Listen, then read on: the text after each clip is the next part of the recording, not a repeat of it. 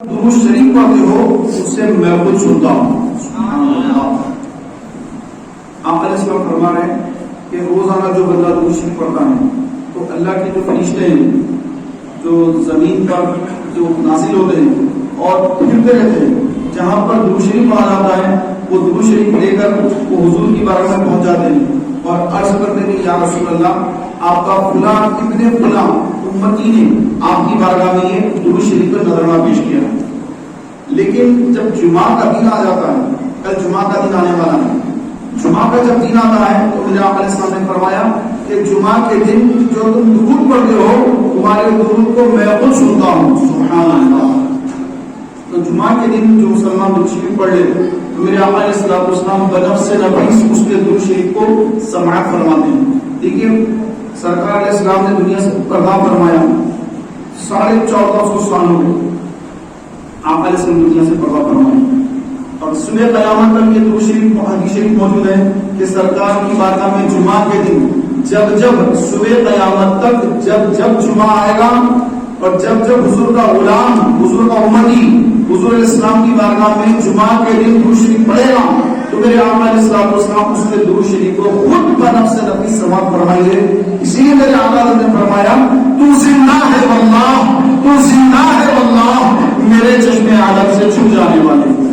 میرے آقا علیہ السلام تو قبر اندر میں آرام فرمائے، میرے آقا علیہ السلام قبر اندر میں زندہ ہے اور آقا علیہ السلام کا امتی جہاں سے چاہے درود پڑھے، چاہے حیدرآباد سے پڑھے، چاہے انڈیا کے کسی کونے سے پڑھے یا دنیا کے کسی کونے سے پڑھے، چین میں پڑھے، عرب میں پڑھے یا پھر امریکہ میں پڑھے، رشیا میں پڑھے، آقا علیہ السلام اس کے درود شریف کو خود بنفس نفیس سماعت فرماتے ہیں. سبحان اللہ. غوث اعظم کا بھی کیا مقام ہے کیونکہ حضور غوث پاک کا یہ مہینہ ہے.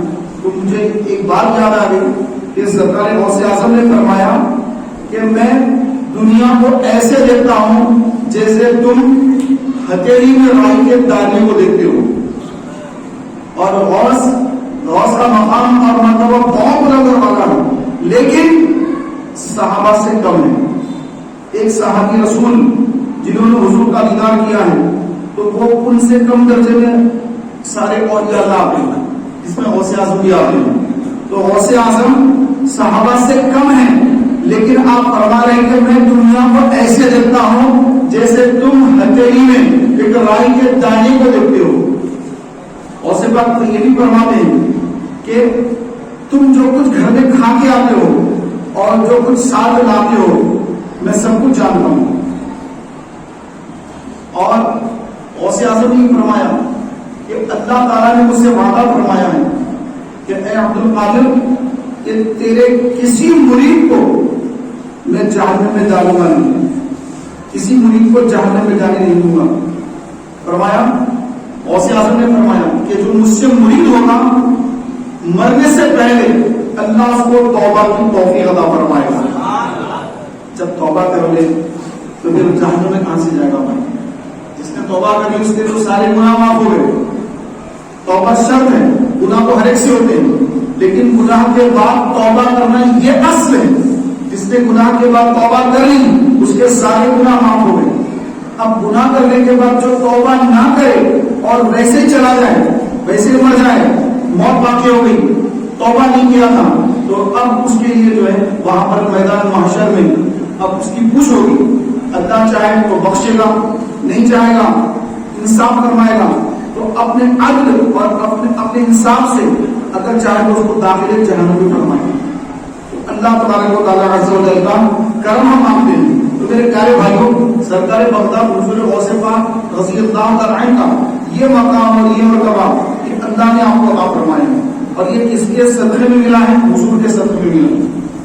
میرے آقا علیہ السلام کے صدقے میں غوث اعظم کو اللہ نے یہ مقام اور مرتبہ عطا فرمایا ہے. پیارے اور محترم بھائیوں، میرے آقا نبی کریم رؤوف رحیم صلی اللہ علیہ وآلہ وسلم فرماتے ہیں کہ جب قیامت کا دن قائم ہوگا تو لوگ اپنے اعمال کی وجہ سے اپنی فکر میں ہوں گے، کوئی کسی کی مدد کرنے والا نہ ہوگا اور اس دن ہر شخص کہے گا کہ آج کون ہے جو میری شفاعت کرے، کون ہے جو میری شفاعت کرے. لیکن میرے آقا علیہ السلام ہوں گے آقا علیہ السلام فرماتے ہیں کہ اس دن میں اپنے غلاموں کو ڈھونڈوں گا اور اس دن میں اپنے رب کے حضور سجدہ کروں گا اور اس کے بعد اپنے امتیوں کی اللہ کے حضور شفاعت فرماؤں گا اور اللہ تعالیٰ میری شفاعت کو قبول فرما کر میرے گناہگار امتیوں کو داخل جنت فرما دے گا۔ شرط کیا ہے؟ مسلمان مرنا، مسلمان مرنا یہ شرط ہے۔ مسلمان مریں گے تو میرے پیارے بھائیوں آقا کی شفاعت نصیب ہوگی، اور اگر کافر مریں گے تو آقا اس کی شفاعت نہیں فرمائیں گے۔ حضور علیہ السلام انہیں کی شفاعت فرمائیں گے جو مسلمان ہو کر دنیا سے رخصت ہوتے ہیں، جن کا خاتمہ ایمان پر ہوتا ہے، اور جو حالت کفر میں مر جاتے ہیں تو ان کی شفاعت نہیں ہوگی۔ وہ قبر میں عذاب میں مبتلا ہوں گے، میدان محشر میں ان کے ساتھ سخت معاملہ ہوگا، اور اس کے بعد ان کو دائمی جہنم کی آگ میں ہمیشہ ہمیشہ ہمیشہ جلنا ہوگا، انہیں کبھی نجات اور رہائی نصیب نہ ہوگی۔ میرے بھائیوں آقا علیہ السلام نے فرمایا کہ قیامت کا جب دن قائم ہوگا تو اللہ تبارک و تعالیٰ سارے اولین و آخرین کو جمع فرمائے گا۔ جتنے لوگ آدم علیہ السلام سے لے کر صبح قیامت تک آئیں گے سب کو جمع فرمائے گا، اور ہر ایک کا اعمال نامہ اس کے ہاتھ میں دیا جائے گا، نوشتہ دیا جائے گا کہ تم نے دنیا میں جو کچھ کیا ہے، زندگی بھر تم نے کیا کام کیے ہیں، اس میں لکھے ہوئے ہیں۔ پہلے تو بندہ کہے گا کہ میں نے تو یہ نہیں کیا، میں نے تو یہ نہیں کیا، پھر اللہ تعالیٰ کے سامنے اس کا عمل نامہ پیش فرما دے گا، فرشتے پیش کر دیں گے اللہ کے حکم سے۔ تو جب اپنے عمل نامے کو دیکھے گا تو ہر بات لکھی ہوئی ہے، کسی سے تجارت کیا، کاروبار کیا، وہ بھی لکھا ہوا ہے، کس سے ڈیل کی وہ ڈیل لکھی ہوئی، ایک پیسے کا بھی اگر کسی کے ساتھ کاروبار کیا ہوگا تو وہ بھی وہاں پر لکھا ہوگا، اس کو دھوکہ دیا یا پھر اس کے ساتھ صحیح کام کیا، صحیح کیا یا غلط کیا، وہ بھی لکھا ہوگا۔ جو گفتگو ہم کر رہے ہیں یہ ساری گفتگو بھی نوٹ کی جا رہی ہے، یہ ساری گفتگو بھی قیامت کے روز اللہ کے حضور عمل نامے میں جب لکھا ہوگا تو پڑھ کے سنانا ہوگا۔ تو جتنی باتیں ہم کر رہے ہیں یہ ساری باتیں لکھی جا رہی ہیں، یہ ساری باتیں نوٹ ہو رہی ہیں۔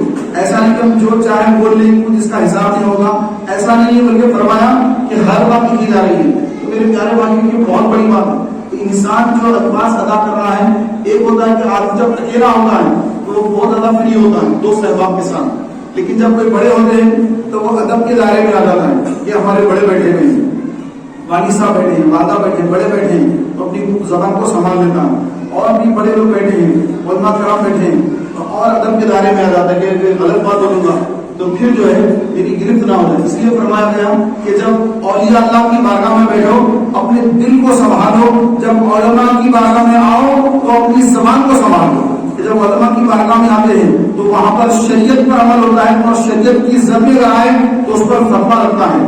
اور اولیاء اللہ جو ہوتے ہیں، بزرگان دین جو ہوتے ہیں، جب ان کی بارگاہ میں جب جاتے ہیں تو میرے پیارے بھائیوں یہ جو ہے ظاہری جو چہرے کو نہیں دیکھتے ہیں، ان کی نظر تو دل پر ہوتی ہے۔ ہم جب بزرگوں کی بارگاہ میں جاتے ہیں تو وہ ہمارے ظاہری شکل و صورت کو نہیں دیکھتے بلکہ ہمارے دل کو دیکھتے ہیں کہ یہ بندہ کیوں آیا ہے، اس کے دل میں کیا ہے، یہ جو ہے کس وجہ سے آیا ہے، وہ ہمارے دل پہ دیکھتے ہیں۔ اب کیوں نہ ہو کہ ہم ہمارے آقا علیہ السلام کا تو مقام میرے امام نے فرمایا سارے عرش پر ہے تیری گزر، دل فرش پر ہے تیری نظر، ملکوت و ملک میں کوئی شے نہیں ہو جو تجھ پہ آیا نہیں۔ آقا علیہ السلام کی نظر تو دلوں پر ہے، عرش پر آقا کی نظر ہے، گزر ہے آقا کی عرش پر سے، اور نظر نہ ہے دلوں پر ہے۔ اور میرے غوث اعظم بھی فرماتے ہیں کہ اللہ تبارک و تعالیٰ نے مجھے وہ دیا ہے کہ جو تم کچھ گھروں میں چھپا کے آتے ہو اور جو کچھ ساتھ رکھتے ہو میں سب جانتا ہوں۔ تو غوث کا یہ مقام ہے، تو پھر سبحان اللہ صحابہ کا کیا مقام ہے، پھر امام الانبیاء کا کیا مقام اور کیا مرتبہ ہوگا۔ تو میرے پیارے اور محترم بھائیوں سرکار عالم صلی اللہ علیہ وسلم نے فرمایا کہ جب قیامت کا دن قائم ہوگا تو ہر ایک کے بارے میں اس کا عمل نامہ اس کے سامنے رکھ دیا جائے گا، اور اس کو زندگی بھر کے سارے معاملات اس کو سنانے ہوں گے کہ کن کن کے ساتھ کیا کیا معاملات ہوئے تھے، وہ ساری چیزیں لکھی ہوئی ہیں۔ کوئی چیز وہاں پر چھپی بھی نہیں ہے بلکہ فرشتوں نے چھاپ لی ہے، لکھ دیا فرشتوں نے۔ کوئی چیز وہاں پر کسی چیز کو روکا نہیں گیا، کسی چیز کو دبایا نہیں گیا، ہر چیز فرشتوں نے لکھی ہے۔ ان کی ڈیوٹی ہے، ان کی ڈیوٹی ہے کہ یہ لکھتے رہیں۔ تو جو الفاظ زندگی پر ہم نے ادا کیے ہیں وہ سارے الفاظ لکھے جا رہے ہیں.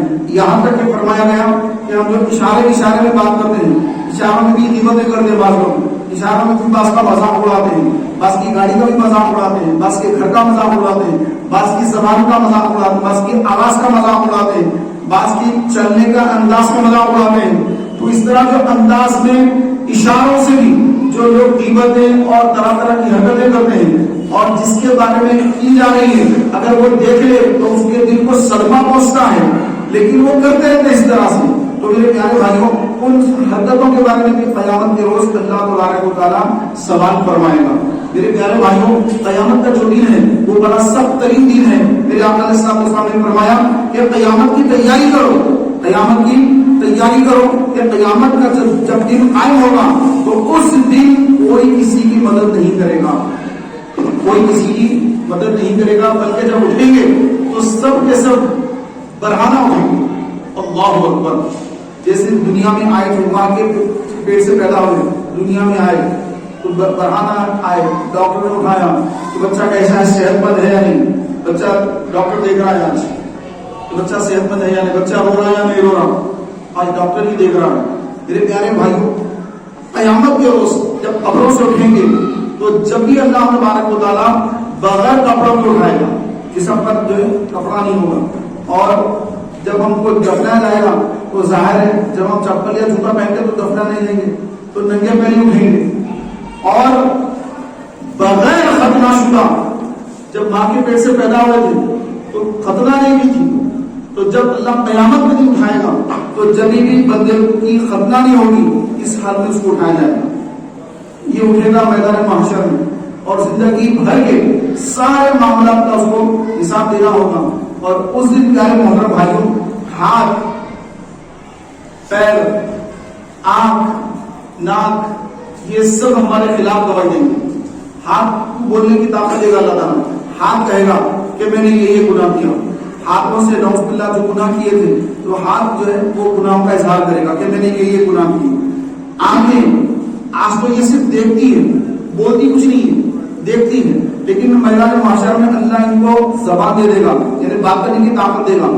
تو یہ آنکھیں بات کریں گی, ناک بات کرے گی, زبان تو بات کرتی ہے, لیکن جب یہ انکار کرے گی کہ میں نے یہ نہیں کیا, میں نے یہ نہیں کیا, میں نے یہ نہیں کیا, تو اللہ اس کے دل, اس کی زبان پر, انسان کی زبان پر مہر لگا دے گا. الیوم نختم علی افواہہم, اور آج کے دن ہم ان کے منہ پر مہر لگا دیں گے. منہ پر مہر لگا دی گئی. اب زبان کچھ نہیں بول رہی ہے, آنکھ بول رہے ہیں, ہم نے یہ دیکھا, ہم نے یہ گندی گندی تصویریں دیکھی, ننگی ننگی فوٹو دیکھی, ننگی یہ چیز دیکھی. اور ہاتھ کہیں گے ہم نے یہ کیا, ہم نے یہ کیا. پیر کہیں گے کہ ہم نے یہ کیا, چاہے اچھے ہوں یا برے ہوں, جو کچھ انہوں نے کیا ہے اس کی گواہیاں دیں گے. تو میرے پیارے محترم بھائیوں, اس دن آدمی جھوٹ نہیں بول سکے گا. اس کے ہاتھ پیر اس کے خلاف جب گواہی دیں گے تو بندہ کہے گا کہ ہائے افسوس کہ تم میرے ہاتھ ہو کر, میرے پیر ہو کر میرے خلاف گواہی دے رہے ہو, میرے خلاف گواہی دے رہے ہو, جانتے ہو اس کے بدلے میں مجھے جہنم میں جانا پڑے گا. تو میرے پیارے محترم بھائیوں, اللہ تبارک و تعالیٰ عز و جل اس دن ساری قوم جتنی آدم علیہ السلام کی اولاد ہے سب کو جمع فرمائے گا, اور اس کے بعد آدم علیہ السلام سے فرمائے گا کہ اے آدم, 1000 میں سے 999 کو جہنم میں ڈالو اور ایک کو داخل جنت کرو. تو پیارے بھائیوں, صحابہ نے جب یہ سنا تو صحابہ رونے لگے, یا رسول اللہ 1000 میں سے 999 جہنم میں جائیں گے, 1000 میں ایک بندہ جنت میں جائے گا. تو صحابہ رونے لگے. تو میرے پیارے بھائیوں, میرے آقا علیہ السلام نے فرمایا کہ اے صحابہ, تم سے زیادہ یاجوج اور ماجوج کی قوم ہے, کیونکہ وہ بھی آدم علیہ السلام کی اولاد میں سے, نوح علیہ السلام کی اولاد میں سے. یاجوج ماجوج, بعض لوگ یاجوج ماجوج کہتے ہیں, یاجوج ماجوج یہ صحیح تلفظ ہے. تو یاجوج اور ماجوج جو ہے یہ نوح علیہ السلام کی اولاد میں سے, اور یہ لوگ ابھی چھپے ہوئے ہیں, یہ لوگ ظاہر نہیں ہوئے, چھپے ہوئے ہیں. حضرت ذوالقرنین رضی اللہ تعالی عنہ, آپ نے ان کو قید میں بند کر دیا, 2 پہاڑوں کے درمیان ایک بہت اونچی دیوار اٹھا کر ان ان کا راستہ بند کر دیا ہے، وہ چھپے ہوئے ہیں، لیکن قیامت سے پہلے وہ ظاہر ہوں گے، اور وہ لوگ کتنے خطرناک ہوں گے، وہ لوگ چرین پری کو کھا لیں گے، جانوروں کو کھا لیں گے، یہاں تک کہ جو ہے انسانوں کو بھی کھانا شروع کر دیں گے۔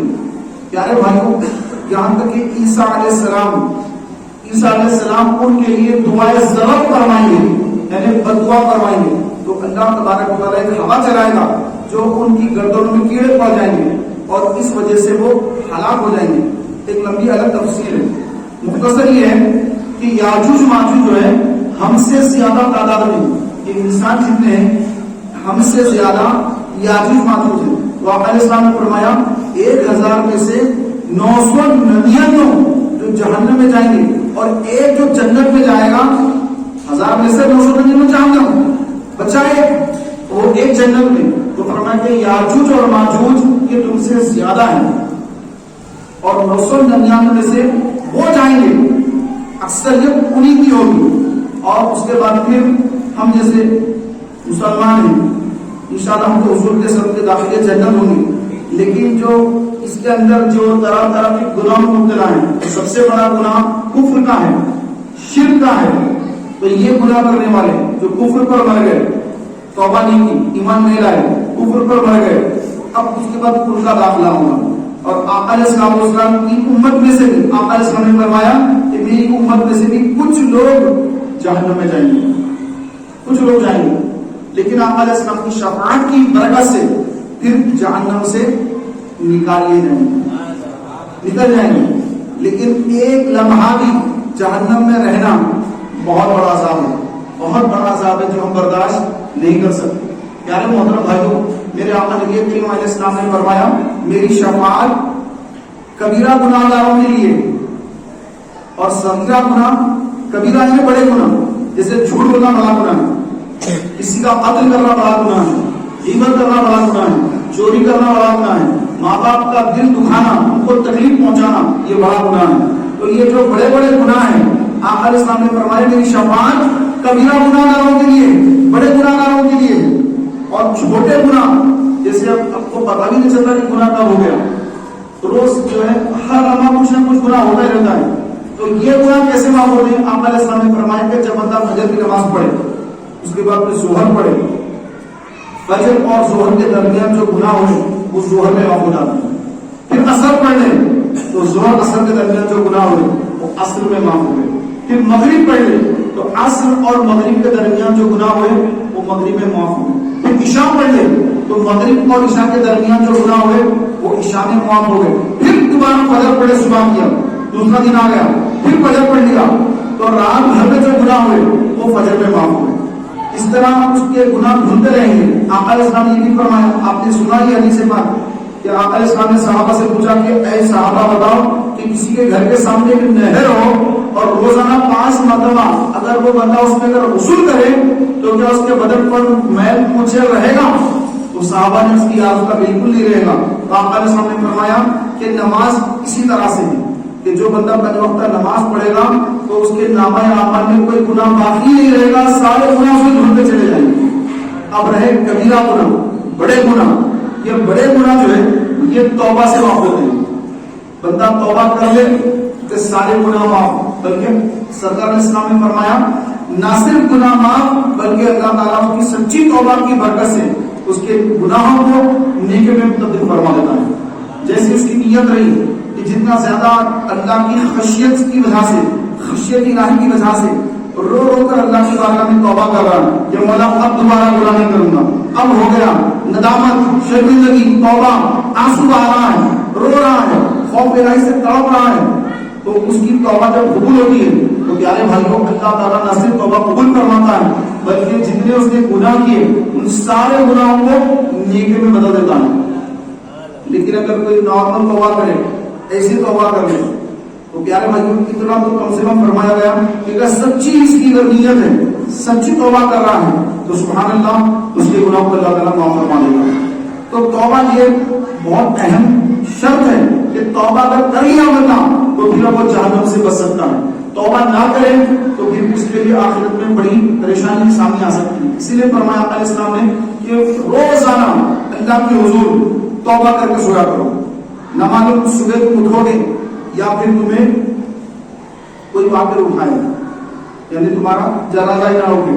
اس لیے فرمایا گیا کہ روزانہ سونے سے پہلے اللہ کے حضور صدق دل سے سچی توبہ کر کے، کیونکہ ایسے کئی لوگ ہیں کہ جو رات میں سوئیں تو صبح اٹھے نہیں. آپ کی نظر میں بھی ہوں گے کہ رات میں اچھے سو گئے تھے لیکن صبح ان کی جو ہوئی نہیں، صبح کا سورج انہوں نے نہیں دیکھا، دنیا سے پردہ فرما دے. تو میرے پیارے بھائیوں، اگر رات میں توبہ کرے بغیر مر گئے تو زندگی میں جتنے گناہ کیے تھے اگر وہ سارے گناہ لے کر رب کے حضور پہنچے تو پھر اب وہاں پر بڑی پریشانی ہوگی، قبر میں بھی پریشانی ہوگی. قبر میں آپ کو پتا ہے کہ قبر میں جو عذاب ہوتا ہے وہ خاص کر دو گناہ بتائے گئے کہ 2 گناہوں کے سبب خاص کر قبر کا عذاب ہوتا ہے. ایک تو پیشاب کی چھینٹیں اور دوسرا لوگوں کی غیبتیں کرنا. لوگوں کی جو غیبتیں کر چغلیاں کھاتے ہیں، چغلی کس کو کہتے ہیں؟ ایک بات یہاں پر سنی، اس کو وہاں ختم نہیں کیا، اس کو دوسری جگہ جا کر بیان کیا. ارے آپ کے بارے میں فلاں صاحب ایسا بول رہے ہیں، یہ جو ہے چغلی کرنا ہے. پھر وہاں کچھ سن لیا، اب وہاں جا کر دوسرے کو بول رہے ہیں کہ ارے میں وہاں گیا تھا فلاں صاحب کے پاس، آپ کے بارے میں ایسا بول رہے تھے. تو ادھر کا سننا ادھر لگا دینا، ادھر کا سننا ادھر لگا دینا، لوگوں میں جو ہے جھگڑے ڈال دینا، لڑائیاں ڈال دینا. ایسا کرنے والا جو بندہ ہوگا وہ مرنے کے بعد جب قبر میں پہنچے گا تو اللہ تعالیٰ اس کو قبر کے عذاب میں مبتلا کر دے گا. اور جو لوگوں کو جوڑتا ہے، اگر 2 دوستوں میں جھگڑا ہو گیا ہے، بھائیوں میں جھگڑا ہو گیا ہے، بھائی بہن میں جھگڑا ہو گیا ہے، پڑوسی میں جھگڑا ہو گیا ہے، الغرض 2 مسلمانوں میں جھگڑا ہو گیا، اب آپ ان دونوں کو ملانے کے لیے اگر کوئی جھوٹ بولے، ارے بھائی آپ تو اس کی برائی کر رہے ہیں لیکن وہ تو آپ کی بڑی تعریفیں کر رہا تھا جبکہ اس نے تعریفوں کا کچھ نہیں کی. آپ کو جوڑنا ہے، آپ کو جوڑنا ہے. بولے کہ آپ اس کو ایسا بول رہے ہیں، وہ تو آپ کی بڑی تعریف کر رہا تھا. اور وہ حیران ہو گیا، اچھا وہ میری تعریف کر رہا ہے. اب وہ جو ایک دم اندر سے بولا کہ یار میں اس کی برائی کر رہا ہوں اور وہ میری تعریف کر رہا ہے. پھر اب وہاں پہنچا، اب وہ بھی برائی کرے گا. وہاں جا کے کہہ رہے ہیں کہ ارے یار آپ تو ان کی برائی کر رہے ہو، آپ کی تعریف کر رہا تھا. وہاں پر بھی آپ نے جھوٹ بولا کہ وہ تو تعریف کر رہا ہے، یہاں پر بھی آ کے آپ نے جھوٹ بولا کہ وہ تعریف کر رہا ہے. مقصد کیا ہے؟ دونوں میں صلح کرا دینا. دیکھیے یہ جھوٹ نہیں بلکہ یہ بہت اچھا کام ہے کہ 2 مسلمانوں میں صلح کرا کر آپس میں ان کو ملوا دینا. آقا علیہ السلام نے فرمایا کہ اے اللہ کے بندو آپس میں صلح کرواؤ کہ قیامت کے دن اللہ تبارک و تعالی عز و جل بھی لوگوں میں صلح کروائے گا. آج جو لوگ ایک دوسرے کو جو ہے قتل کر دیتے ہیں، لڑائی جھگڑے کرتے ہیں، مار پیٹ کرتے ہیں، جھگڑے کرتے ہیں، دشمنیاں لے کر چلے جاتے ہیں، تو فرمایا گیا کہ جب قیامت کا جب دن قائم ہوگا تو اللہ تبارک و تعالی ایک مظلوم بندے کو جس پر ظلم کیا گیا اس کو جنت کا ایک محل بتائے گا. وہ جنتی محل دیکھ کر کہے گا کہ یا اللہ یہ محل کس کا ہے؟ تو مولا تعالیٰ فرمائے گا یہ محل اس کا ہے جو اس کی قیمت دے گا. تو بندہ اس کرے گا مولا اس کی کیا قیمت ہے؟ تو مولا فرمائے گا تو اس کی قیمت دے سکتا ہے، تو بھی اس کی قیمت دے سکتا ہے.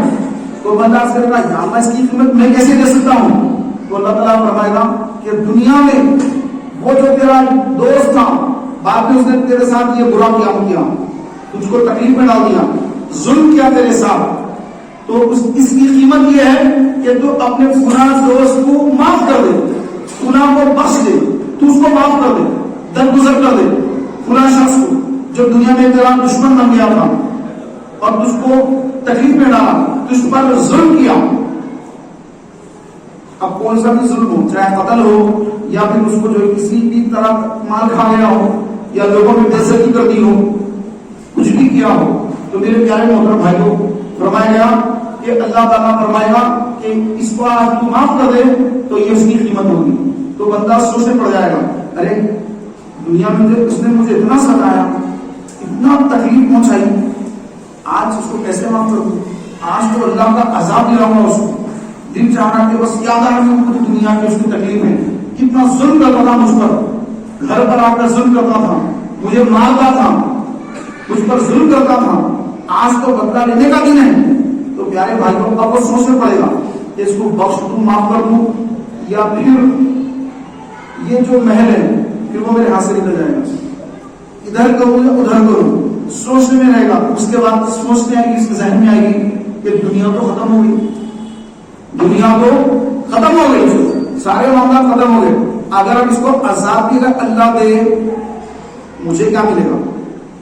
اگر یہ جہنم میں بھی جائے گا تو مجھے کیا ملے گا؟ اگر یہ عذاب میں مبتلا ہوگا، آگ میں جلے گا، سانپ بچھو کو کاٹیں گے تو مجھے کیا ملے گا؟ مجھے تو کچھ ملنے والا نہیں، لہذا بہتر یہ ہے اس کو معاف کر دیا جائے اور وہ جنت کا وہ عالیشان محل وہ حاصل کر لیا جائے۔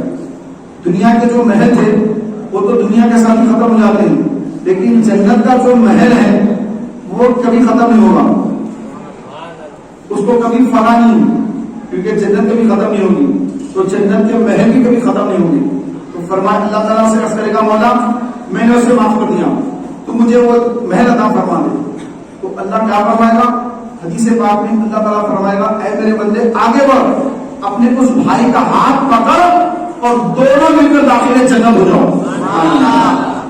یہ اللہ کی رحمت، مولا کا اتنا بڑا کرم ہوگا حضور کی امت پر، اتنا بڑا کرم حضور کے صدقے میں ہوگا کہ دھڑ دھڑ لوگ داخل جنت ہوں گے۔ تو پیارے بھائیوں، سب سے بڑا مسلمانوں کا دشمن، اسلام کا دشمن، خدا اور رسول کا دشمن شیطان، اس کے دل میں بھی یہ بات آئے گی کہ آج شاید میری بھی بخشش ہو جائے گی، شاید آج اللہ مجھے بھی معاف کر دے گا، حدیث پاک میں فرمایا گیا۔ تو میرے پیارے بھائی، لیکن شیطان کو کبھی اللہ معاف نہیں فرمائے گا، شیطان کو تو ہمیشہ ہمیشہ جہنم میں جلنا ہی ہوگا۔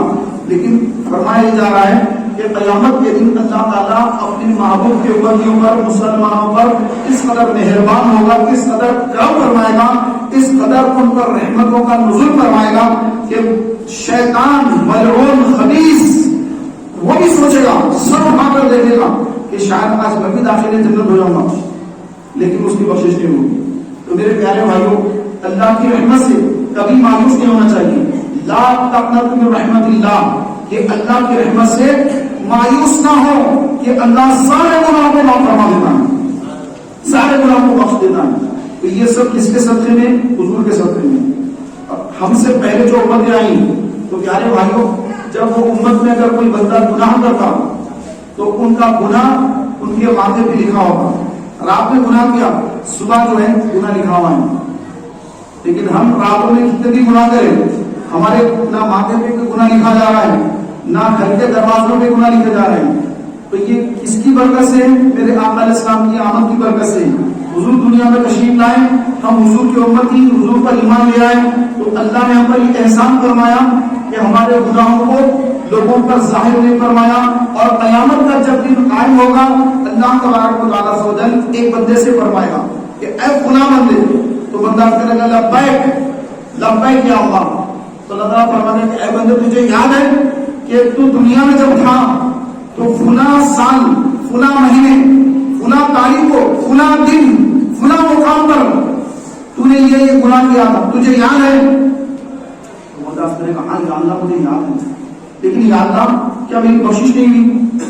تو اللہ تبارک و تعالیٰ فرمائے گا کہ اے میرے بندے، میری بخشش اور میری وسعت مغفرت ہی کی وجہ سے تجھے داخل جنت کیا گیا۔ تو اللہ تبارک و تعالیٰ بندوں کو اپنے وہ اعمال جو اس نے گناہ کیے تھے وہ یاد دلائے گا، لیکن لوگوں پہ ظاہر نہیں کرے گا، لوگوں پہ ظاہر نہیں فرمائے گا۔ یہ اس کی شان ستاری ہے۔ ستار کے معنی کیا ہوتے ہیں؟ عیب چھپانے والا، عیب چھپانے والا، ستار۔ تو اللہ تبارک و تعالیٰ بھی میدان محشر میں اپنے بندوں کے عیبوں کو چھپائے گا۔ اس لیے فرمایا گیا کہ اگر تمہیں کسی مسلمان بھائی کا عیب معلوم ہو جائے اسے چھپاؤ کہ قیامت کے روز اللہ تمہارے عیبوں کو چھپائے گا۔ لیکن آج ہم لوگوں کی جو ہے کالا اپنے دو میں رکھتے ہیں، یعنی ان کا کیا مسئلہ ہے، ان کا کچھ مسئلہ ہے کیا، ان کا کچھ ویک پوائنٹ ہے کیا، اس کا کچھ مسئلہ معلوم ہو جانا تھا، اس کا یہ معلوم ہو جانا تھا، اس کا یہ معلوم ہوگا تو اس کو بے عزت کر دوں گا۔ بلکہ نئی نئی چیزیں گڑھ کر ہم لوگوں پر تہمتیں لگا دیتے ہیں جو اس نے کیا ہی نہیں، ایسی چیزوں جو سامنے والے کو مبتلا کر دیتے ہیں۔ میرے پیارے بھائیوں، جو آج کسی اپنے مسلمان بھائی کا عیب جان لے اور اس لیے چھپا لے کہ اللہ میرا بھی عیب میدان محشر میں لوگوں سے چھپائے گا، اسی لیے میں اس کا چھپا رہا ہوں. تو سبحان اللہ, اللہ تعالیٰ میدان محشر میں اس کی لاج رکھے گا اور اس کے عیبوں کو لوگوں سے چھپا دے گا. جب عیب چھپ گئے تو پیارے بھائیوں, اللہ کی وسعت اور مغفرت کی برکت سے وہ داخل جنت بھی ہو جائے گا. تو آج ہم کو کسی مسلمان بھائی کا کوئی عیب معلوم ہو جائے, عیب یعنی اگر وہ کوئی گناہ کا کام کر رہا ہے, کوئی غلط کام کر رہا ہے, غلط جگہ پہ بیٹھا ہوا ہے, آپ نے اس کو دیکھ لیا, ارے یہ اڈے پر یہ کیا کر رہا ہے, ارے یار یہ کیا کر رہا ہے, ارے یہ اچھا دونوں یہ کام کر رہے ہیں یہاں پر, اچھا یہ کام ہو رہا ہے. جو بھی آپ نے اس کو غلط کام کرتے دیکھا اس کو چھپا لیا, جان لو جب یہ جانتا ہے, میں جانتا ہوں, رب جانتا ہے, میں کسی کو بتاؤں گا نہیں, کسی کو بولوں گا نہیں, یہ فلاں ہے نہیں, مسجد میں آتا ٹوپی پہن کے, ارے میں تو اس نے یہ گناہ کرتے دیکھا, جا کے سب کے سامنے بول رہے ہیں, اس کے عیبوں کو ظاہر کر کے اس کو ذلیل کر رہے ہیں. تو میرے پیارے بھائیوں, اللہ تبارک و تعالیٰ عز و جل اس کو بھی میدان محشر میں, کیونکہ ہر ایک کے گناہ ہوتے ہیں, کوئی بندہ گناہوں سے بات نہیں ہوتا ہے, ہر ایک کے گناہ ہوتے ہیں, کچھ کم کچھ بڑھ کے. تو اللہ تعالیٰ عز و جل جب یہ بندہ میدان محشر میں آئے گا, جو دنیا میں لوگوں کے عیب اچھالتا تھا, لوگوں کو بولتا تھا, آج کل تو جو کسی کو بدنام کرنا ہے, ایکسپوز کرنا ہے, تو سوشل میڈیا جو ہے ایک بہترین پلیٹ فارم بن گیا لوگوں کا عیب اچھالنے کے واسطے. ارے ان کو دیکھو, ان کی اصلیت دیکھو, ان کی اصلیت دیکھو, ان کا یہ دیکھو, ان کی یہ کال ریکارڈنگ دیکھو, ان کا یہ دیکھو, ان کا یہ دیکھو. تو میرے پیارے بھائیوں, یہ اس طرح آج جو لوگوں کے اندر عیب اچھالے جا رہے ہیں, لوگوں کی بے عزتیاں کی جا رہی ہیں, تو یہ کرنے والے جب قیامت کے دن آئیں گے تو مولا تبارک و تعالیٰ ان کے عیبوں کو لوگوں کے سامنے ظاہر کر دے گا, اور جب یہ ذلیل ہو جائیں گے, یہ رسوا ہو جائیں گے.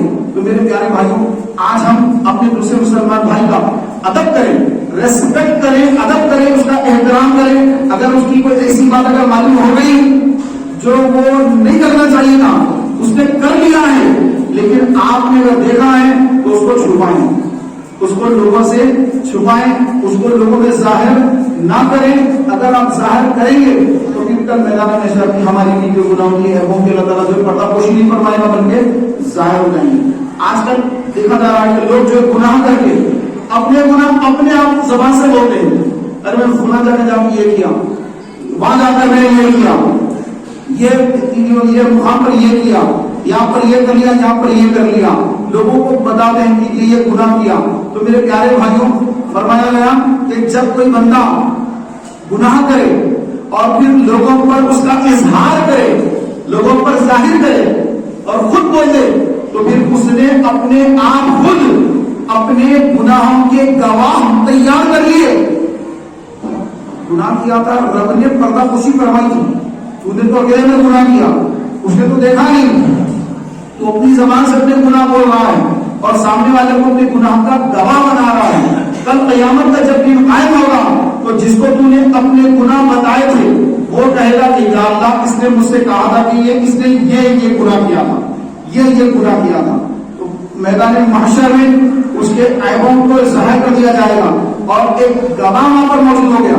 جب گواہ ہوگا تو پھر اس کے حق میں عدل ہوگا اور عدل کی وجہ سے اس کو داخل جہنم کیا جائے گا. تو میرے پیارے بھائیوں, خدا نہ خواستہ اگر کبھی کوئی گناہ سرزد ہو بھی جائے, کوئی گناہ سرزد ہو بھی جائے, تو لوگوں کے سامنے بتاتے پھرنا نہیں چاہیے. ارے میں فجر میں سو گیا یار, میری فجر کی نماز قضا ہوئی, آج روز اٹھ رہا تھا, آج فجر میں سو گیا.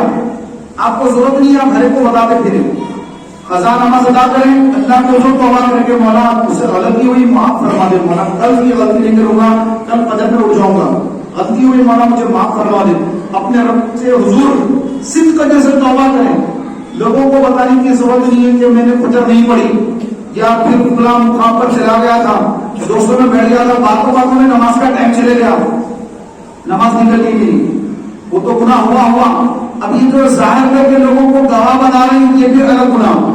تو میرے پیارے بھائیوں, نوز باللہ اگر کسی نے شراب پی لی اور آ کر بول رہا ہے ارے میں فلاں جگہ پر گیا تھا, تھوڑی پی لیا تھا, معاذ اللہ, لوگ جو ہے اپنے گناہوں کا اظہار کرتے ہیں, تھوڑا سا پی لیا تھا, طبیعت خراب ہوئی, تھوڑا سا ایسا کر لیا تھا, تو بہت ہارڈ ہے وہ, یا بہت اچھی ہے, یا فلاں ہے, یہ ہے وہ ہے, اس کے اوپر جو ڈسکس چل رہا ہے, جو گفتگو اس کے اوپر ہو رہی ہے, تو سامنے والے کو آپ گناہ پر گواہ بنا رہے ہیں. کل قیامت کے دن وہ بندہ ہی پکڑے کرے گا کہ مولا اس نے یہ گناہ کی نے مجھے بتایا، مولا اس کی پکڑ فرما. تو میرے پیارے محترم بھائیوں، پھر قیامت کے دن لوگ اپنے عیبوں کو جب دیکھیں گے تو ان کو سمجھ آئے گی کہ یہ بھی گناہ ظاہر ہو گیا، یہ بھی گناہ ظاہر ہو گیا، ذلیل ہو جائیں گے، رسوا ہو جائیں گے. ارے قیامت کا تو بہت بڑا دن ہے. آج اگر 4 لوگوں کے سامنے کسی کا کوئی عیب کھول دیا جائے تو وہ بس وہ محفل سے بھاگ جائے گا، دوبارہ کبھی دکھے گا نہیں، شہر چھوڑ کے بھاگ جائے گا. میری بےعزتی ہوگی. بعض لوگ تو خودکشی کر لیتے ہیں. یار میں وہ گناہ کر رہا تھا، میری ویڈیو کسی نے بنائی اور ویڈیو اپلوڈ کر دی، اور اپلوڈ کرتا ہوں اور بلیک میل کر رہا ہے کہ مجھے 1 لاکھ روپے تو 2 لاکھ روپے تمہاری جو ہے گناہ ویڈیو ہے میرے پاس، یہ دیکھو ویڈیو، اس کے نمبر پہ بھیجے گا، دیکھو یہ ویڈیو تمہاری، تم فلاں جگہ پر گناہ کر رہے تھے، یہ میرے پاس آ گیا پورا، اب اتنے پیسے دو ورنہ فیس بک پر ڈال دوں گا. ہو رہے ہیں اس طرح سے آج کل بھی. اس طرح جو ہے لوگ پھنسا دیں سامنے والوں کو، خود جو ہے پھنسا دیتے ہیں، اس کی ریکارڈنگ پوری ریکارڈ کر لیتے ہیں، اس کو اسی کو بتاتے ہیں کہ دیکھو یہ تمہاری چیزیں ہیں، اب تم کو پیسے دینا پڑے گا ورنہ یہ تمہارا جو معاملہ ہے یہ فیس بک پہ آ جائے گا اور پورا سوشل میڈیا پر رن ہو جائے گا. تو آپ نے اپنی عزت بچانے کے لیے اس کو پیسے دیتا ہے اور مزید مانگے، اس کے پاس پیسہ ہے نہیں تو اب وہ ڈرتا کہ میں کیا کروں. تو شیطان کہتا ہے کہ تیرے پاس اب کوئی راستہ نہیں، اب تو سیدھا خودکشی کر لے گا. اگر تو خودکشی کر لے گا تو بچ جائے گا، ورنہ اتنا ذلیل ہوگا. تو شیطان کی بات مان کر کئی نوجوان ہیں کہ جو خودکشیاں کر لیتے ہیں. اور یاد رکھیں خودکشی کرنا حرام، خودکشی کرنا حرام، اور جو حرام موت مرے تو میرے پیارے بھائیو آقا علیہ السلام نے فرمایا کہ جو خودکشی کر کے مرتا ہے تو سوئے قیامت تک جس طرح وہ مرا، مثلا اس نے اپنے آپ کو تیل وغیرہ ڈال کر آگ میں جلا لیا تو آگ میں جلتے وقت جو اس کو تکلیف پہنچی وہ تکلیف صبح قیامت تک اس کو ہوتی رہے گی. یا اپنے آپ کو جو ہے گلے میں پھانسی لٹکا لیا، یہ فین وغیرہ سے لگا لیتے ہیں بعض لوگ تو لٹکا لیتے مر جاتے ہیں، تو جو ان کو تکلیف ہوتی ہے وہ تکلیف صبح قیامت تک ہوتی رہے گی. یا کسی نے رگے کاٹ لی ہوتی، رگے کاٹ کر خودکشی کر لی تو جو تکلیف ہوئی مرتے وقت وہ تکلیف ایسا نہیں کہ اب یوں کاٹ لیا روح نکل گئی ختم ہو گیا، بظاہر تو ختم ہو گیا، باڈی ٹھنڈی پڑ گئی، بظاہر یہ دکھ رہا ہے، لیکن میرے آقا علیہ السلام نے فرمایا صبح قیامت تک اللہ تعالیٰ اس کو اسی عذاب میں مبتلا کرے گا جس تکلیف میں وہ مرا. جیسے اس کی جان نکلی ویسی تکلیف روزانہ ہو رہی ہے. وہ شیطان کو یہ چاہتا ہے، شیطان تو کھلا دشمن ہے، تو ہمارا دشمن ہے، وہ تو چاہتا یہی ہے کہ ہم زیادہ سے زیادہ عذاب میں مبتلا ہوں اور زیادہ سے زیادہ جہنم میں جائیں. میرے پیارے محترم بھائیوں، فرمایا گیا کہ جس نے خودکشی کر لی اس کی نماز جنازہ مت پڑھو. لیکن امام اعظم ابو حنیفہ کا یہی فتویٰ ہے، لیکن ان کے جو 2 شاگرد ہیں امام ابو یوسف، امام محمد رحمہ اللہ، ان کے نزدیک اس کی نماز جنازہ پڑھنی چاہیے. تو احناف انہی کی اتباع میں خودکشی کرنے والے کی بھی نماز جنازہ پڑھتے ہیں، پڑھنا چاہیے. لیکن امام اعظم کا جو اصل فتویٰ ہے وہ نہیں پڑھنا ہے. وہ فتویٰ کیا ہے؟ خودکشی کرنے والے کی نماز جنازہ ہی مت پڑھو. لیکن ان کے شاگردوں نے فتویٰ دیا کہ پڑھ سکتے ہیں. تو پھر حنفیوں کے نزدیک بھی خودکشی کرنے والے کی نماز جنازہ پڑھی جاتی ہے. تو بتانا مقصد یہ میرے پیارے بھائیوں، شیطان انسان کو کہاں سے کہاں پہنچا دیتا ہے. آج آپ دیکھ رہے ہیں کہ سوشل میڈیا کا دور ہے، ایک آدمی اگر بند کمرے میں بھی کچھ کرے تو اس کا جو ہے ویڈیو بن جاتا ہے، کھلے میدان میں کرے تو اس کا بھی ویڈیو بن جاتا ہے، چاہے وہ مسجد میں ہو، مدرسے میں ہو، چاہے وہ بازار میں ہو، دکان پر ہو. تو میرے پیارے محترم بھائیوں، اللہ تبارک و تعالیٰ عز و جل نے ہر ایک کے ساتھ جو فرشتے رکھے ہیں وہ فرشتے مسلسل اس کی نقل و حرکت پر نظر رکھے ہیں، اس کی دل کی کیفیت پہ بھی نظر رکھے ہیں، اس کے دل میں کیا ہے، دل کے اندر کیا چیز ہے. تو آج ہم نماز پڑھ رہے ہیں لیکن دل میں ریاکاری ہے، روزہ رکھ رہے ہیں دل میں ریاکاری ہے، تلاوت کلام پاک کر رہے ہیں دل میں ریاکاری ہے کہ یہ چیز جو ہے یہ عام ہو جائے، لوگوں کو معلوم ہو جائے. ماں بدولت نے تہجد پڑھی، ماں بدولت فجر کے بعد قرآن کی تلاوت میں مصروف ہو جاتے ہیں، ذکر میں مصروف ہو جاتے ہیں. میں چاہتا ہوں کہ میری نیکی عام ہو جائے، ہر ایک یہ ذہن بن رہا ہے لوگوں کا کہ کتنی بھی نیکی کرتے ہیں تو اس کو جو ہے لوگوں پہ ظاہر کرتے ہیں، کسی کی مدد کرتے ہیں، مسجد کی کوئی خدمت کرتے ہیں، کسی غریب مسلمان کی مدد کرتے ہیں، تو چاہتے ہیں کہ سب کو معلوم ہو جائے یار میں نے اس کی مدد کی. تو میرے پیارے بھائیوں، اگر یہ نیت یہ رہی لوگوں کو معلوم ہو جائے تو یاد رکھیں کہ حضور کی بارگاہ میں حاتم طائی کے بیٹے آئے. میں نے اس سے پہلے بھی یہ بیان کیا تھا، آپ میں سے جنہوں نے سنا، جو نہیں سنے آج سن لیں. حضور کی بارگاہ میں حاتم طائی کون؟ بہت زیادہ سخی، اس کے دروازے پر جو آتا خالی ہاتھ نہیں لوٹتا، ہر ایک کو دینے والا حاتم طائی. اس کا انتقال ہو گیا. اس کے بیٹے نے اسلام قبول کر لیا حضور کے ہاتھ پر اور صحابی رسول بن گئے. سبحان اللہ. اب صحابی بن گئے، سرکار کی بارگاہ میں حاضر ہوئے، عرض کی یا رسول اللہ صلی اللہ علیہ وسلم میرے باپ میرے والد حاتم طائی ان کے بارے میں کیا ہے؟ کیا وہ جنت میں جائیں گے یا جہنم میں جائیں گے؟ تو آپ علیہ السلام نے فرمایا تیرے باپ حاتم طائی اس کی جو نیت تھی اللہ نے اس کو دیا، اس کی جو نیت تھی اللہ نے اس کو دیا.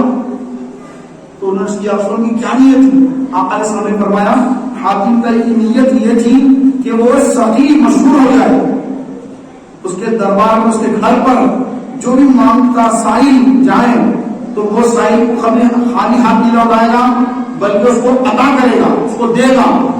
اور وہ چاہتا تھا کہ وہ پوری دنیا میں مشہور ہو جائے کہ بڑا سخی ہے. تو اللہ نے اس کو سخی مشہور کر دیا. آخرت کو اس کے لیے کوئی ثواب نہیں، آخرت کو اس کے لیے کوئی ثواب نہیں. اس کی نیت یہ تھی کہ وہ سخی مشہور ہو جائے، تو نیت کی وجہ سے اللہ نے اس کو سخی مشہور کر دیا. آج بھی دیکھو اس کا ذکر ہو رہا ہے حاتم طائی. ارے بہت زیادہ جو غریبوں کی مدد کرنے والا، ہر ایک آنے والے سائل کو دینے والا، کسی کو واپس لوٹانے والا نہیں، ہر ایک کو دینے والا، جو بھی آئے بار بار دینے والا. بات ہوتا نا کوئی تقسیم کوئی چیز ہوتی تو لوگ ڈبل جو ہے آگے کھڑے جاتے ہیں لائن میں، پھر کھڑے جاتے ہیں. تو ہم کیا کرتے ہیں، ارے آپ لے نا بھائی دوسروں کو موقع دو. لیکن حاتم طائی کا وہ نہیں کہ جو دوبارہ آئے اس کو دوبارہ دے گا. مقصد کیا ہے کہ میں مشہور ہو جاؤں، بڑا سخی ہے. تو اللہ نے اس کی نیت کی وجہ سے اس کو سخی مشہور کر دیا. 1450-1500 سال ہو گئے، آج بھی اس کا ذکر ہو رہا ہے. تو ایک سخی کے نام سے ذکر ہو رہا ہے کیونکہ نیت کیا تھی؟ سخی مشہور ہونے کی نیت تھی. تو سخی اللہ نے مشہور کر دیا. تو بندے کی جو نیت ہوگی مولا اس کو عطا کرے گا. ہم چاہیں کہ میں مشہور ہو جاؤں کہ نمازی ہوں تو لوگ کہیں گے بہت بڑے پنجمختہ نمازی ہے، پنجمختہ نمازی ہے، مشہور ہو جائیں گے لیکن نمازوں کا ثواب نہیں ملنے والا. تو میرے پیارے بھائیوں، آپ علیہ السلام نے فرمایا قیامت سے پہلے لوگ مسلمانوں پر غیر مسلم حملے کریں گے، ان کو ماریں گے. صحابہ نے جب پوچھا کہ یا رسول اللہ صلی اللہ علیہ وسلم کیا مسلمان تعداد میں کم ہو جائیں گے؟ کیا ہم تعداد میں کم ہوں گے؟ فرمایا کہ نہیں، تعداد میں بہت زیادہ ہوں گے، بہت زیادہ تعداد میں ہوں گے. پھر سرکار نے فرمایا ان کے اندر دو چیزیں آ جائیں گی جس کی وجہ سے اللہ کافروں کے دلوں سے مسلمانوں کا روب نکال دے گا. روب دبدبا جو ہوگا نا مسلمانوں کا وہ نکال دے گا اللہ تعالیٰ. تو آپ علیہ السلام نے فرمایا وہ دو چیزیں جو قیامت سے پہلے مسلمانوں میں آئیں گی، ایک یہ موت کا ڈر، موت سے ڈریں گے، مرنے سے ڈریں گے. اور دوسرا فرمایا دنیا کی محبت. یہ جو نمازیں پڑھ رہے ہیں یہ مشہور ہونا تو چاہ رہے ہیں کہ آپ میں نمازی کو مشہور ہو جاؤں، میں نیک متقی پرہیزگار مشہور ہو جاؤں دنیا کے لوگوں میں. تو یہ دنیا داری، نماز بھی پڑھ رہا ہے، روزے بھی رکھ رہا ہے، تلاوت بھی کر رہا ہے، ذکر اذکار بھی کر رہا ہے، سب کر رہا ہے. اور یہ کس کے لیے کر رہا ہے؟ لوگوں کو بتانے کے لیے کر رہا ہے. آج آپ دیکھیں کہ سچے نمازی آپ کو چند ملیں گے، باقی سب کے دلوں کے اندر جو ہے ایسی کیفیتیں پیدا ہو رہی ہیں. نماز پڑھ رہے ہیں تو کب نماز پڑھ رہے ہیں؟ ڈیوٹی ٹائم پر، ڈیوٹی ٹائم ہے نماز پڑھ رہے ہیں. جیسے ڈیوٹی ٹائم ختم ہو گیا, گھر چلے گئے, اب ڈیوٹی ٹائم عشاء کا ٹائم پہ کوئی ڈیوٹی نہیں ہے تو عشاء کی نماز بول. ظہر کے ٹائم پہ ڈیوٹی ہے, ارے نماز پڑھنا ہے, جا کے 2 رکعت 4 رکعت 6 رکعت اور 2 رکعت پڑھ کے پڑھ رہے. میں سعودی میں جاب کرتا تھا تو وہاں پر ہماری کمپنی میں بہت سارے لوگ تھے, ڈیوٹی کے ٹائم پہ ظہر کے ٹائم پر جو ہے وہ پوری نمازیں پڑھتے تھے. پھر ہم ساتھ کمپنی سے جب گھوم کے آ جاتے تھے تو عشاء کا ٹائم ہوتا تھا, کوئی عشاء میں کوئی جاتا ہی نہیں تھا. ارے یار آپ تو ظہر پڑھ لیتے نا, چلو عشاء کا ٹائم ہو گیا, بتائیے آپ پڑھ کے ہی بتاؤ, آپ پڑھ لے کے آؤ, بتاؤ پڑھ کے آؤ. اس طرح سے وہ لوگ بیٹھے رہتے تھے, آتے نہیں تھے نماز. تو پیارے بھائیوں یہ ایک 20-25 سال پہلے کے پھر بیان کر رہا ہوں. آج کل بھی یہ حال ہے کہ جب ڈیوٹی ہے نماز یاد آ رہی تاکہ ذرا جا کر فریش ہو جائے, منہ ہاتھ دھو لے, اے سی وغیرہ میں جو ہے جا کے نماز وغیرہ لیٹ جائے اور اس کے بعد پھر ڈیوٹی پہ چڑھے, کیونکہ ڈیوٹی ٹائم ہے. اب گھر آ گئے, اب کیا کرنا ہے یار, اب تو ہاتھ میں ریموٹ ہے, چینل میں بدلتے جاؤ, وہ ٹی وی دیکھتے جاؤ, تو یہ دیکھو وہ دیکھو یہ دیکھو. تو یہ کیا ہے پیارے بھائیوں, یہ نماز ہے, یہ اللہ رسول اللہ کے لیے نہیں, یہ تو اپنے نفس کے لیے ہے. یہ نماز ہے نفس کے لیے, اللہ کے لیے نہیں. اللہ کے لیے ہوتی تو پھر عشاء میں بھی جاتا, مغرب میں بھی جاتا, فجر میں بھی جاتا. تو یہ جو ہے دنیا داری, یہ دنیا داری, موت کا ڈر, یہ 2 چیزیں جب مسلمانوں میں پیدا ہو جائیں گی تو غیر قوم مسلمان پر بھاری ہو جائے گی, جو آج ہو رہا ہے. ہم تعداد میں کروڑوں میں ہیں, کروڑوں میں تعداد میں ہیں. پوری دنیا میں اگر دیکھیں تو سب سے دوسری بڑی قوم اگر کوئی ہے تو مسلمان ہے, دوسری بڑی اکثریت مسلمانوں کی ہے. لیکن پوری دنیا کے ملکوں میں دیکھیں آپ کیا حال ہے مسلمانوں کا, ہمارے اس ملک کے اندر دیکھیں مسلمانوں کا کیا حال ہے.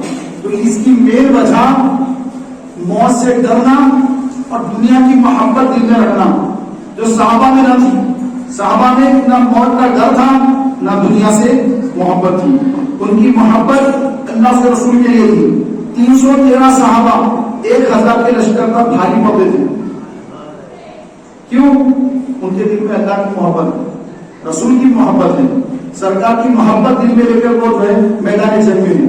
حضرت خالد بن ولید میدان میں جاتے ہیں تو حضور کے منہ مبارک اپنے امامے کے اندر کر جاتے ہیں, ٹوپی کے اندر امامے کے اندر جو ہے حضور کے منہ مبارک. ایک مرتبہ جنگ کے اندر آپ کی ٹوپی مبارکہ جنگ کے دوران کافر سے لڑ رہے ہیں, یکایک آپ کی ٹوپی مبارک نیچے گر گئی, ٹوپی نیچے گر گئی.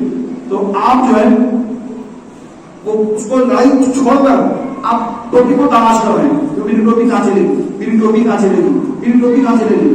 تو دور نظر آئی تو ایک صحابی کو آپ نے بتایا کہ میری ٹوپی اٹھا کے مجھے دے دو, یہ ٹوپی مجھے دے دو.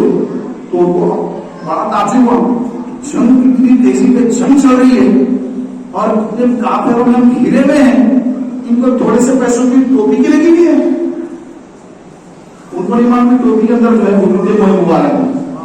وہ خالد بن ولید کو مارتے کے ٹوپی سینے سے پہلے ان کی اہلیہ نے ٹوپی میں منہ مبارک کر کھیلے ہیں. تو پیارے بھائیوں, یہ کسی طرح سے آپ گھوڑے سے اتر کر پھر اپنی ٹوپی کو تلاش کر کے ٹوپی کو لیا اور پھر دوبارہ پہن لیا, اور دوبارہ جب ٹوپی کو پہنا تو سبحان اللہ جنگ کا جو پاسا تھا اس کو پلٹ دیا. جو جنگ ہار رہے تھے وہ جنگ جیت میں تبدیل کر دی. فقط اس واسطے خالد نے ہر گھر ماریا جیتا, فقط اس واسطے خالد نے ہر گھر ماریا جیتا. انہوں نے ٹوپی میں رکھے, انہوں نے ٹوپی میں رکھے میرے سرکار کے یسوع, انہوں نے ٹوپی میں رکھے میرے سرکار کے یسوع, میرے سرکار کے یسوع, میرے سرکار کے یسوع, میرے سرکار کے یسوع, میرے سرکار کے یسوع. حضور کے منہ مبارک کی برکت سے حضرت خالد بن ولید جس میدان میں جاتے وہ میدان آپ کا ہوگا. اور اگر کبھی ٹوپی اپنے سے جدا ہوگی تو پھر یہ ہار کی طرف جانے, ہار کی طرف جانے.